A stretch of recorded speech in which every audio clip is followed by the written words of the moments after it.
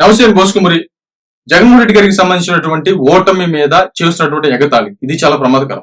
ఎందుకనంటే ఎప్పుడైనా కూడా ఒక వ్యక్తిని పదే పదే పదే పదే ఎగతాళి చేస్తూ ఉంటాయి. అంటే పవన్ కళ్యాణ్ గారు ఎప్పుడు చెప్తూ ఉంటారు కదా, అంటే క్రిస్టియన్ విధానంలో తగ్గించబడినటువంటి వాడు హెచ్చించబడతాడని చెప్పేసి.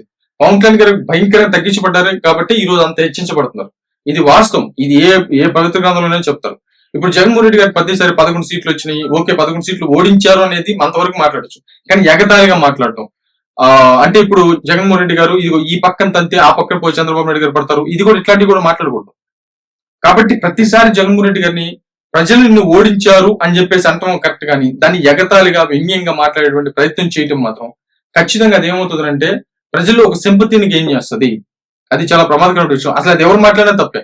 ఇప్పుడు నేను జగన్మోహన్ రెడ్డి గారు వాళ్ళ ప్రెస్ మీట్ లో కూడా ప్రజలు ఈసారి 2029లో ఈ సైడ్ తంటే ఆ సైడ్ పడతాడు చంద్రబాబు అనేటువంటి విధంగా మాట్లాడటం కూడా అన్యాయకరమైనటువంటి విషయం. ఇట్లా మాట్లాడకూడదు. అంటే ఇంకా జగన్మోహన్ రెడ్డి గారికి సంబంధించి ప్రతిసారి ఎగతాళి చేసేటువంటి విధంగా ముందుకెళ్తే మీరేం చేశారు అనేటువంటి విధంగా ప్రజల్లో ఒకసారి సింపతి అట్లా గెయిన్ అయిన తర్వాత ఆయన ఏది చెప్తే అది నమ్ముతారు. ఇక ఆ నమ్మిన దాన్ని మీరేం చేశారనేటువంటి ప్రశ్న ఎదురు ప్రశ్న ఖచ్చితంగా ప్రభుత్వాన్ని ప్రజలు అడుగుతారు. అది చాలా ప్రమాదకరం. అంటే వాస్తవాన్ని తీసేసుకొని మిగతా దాన్ని నమ్మి ముందుకెళ్ళేటువంటి పరిస్థితులు ఉంటాయి.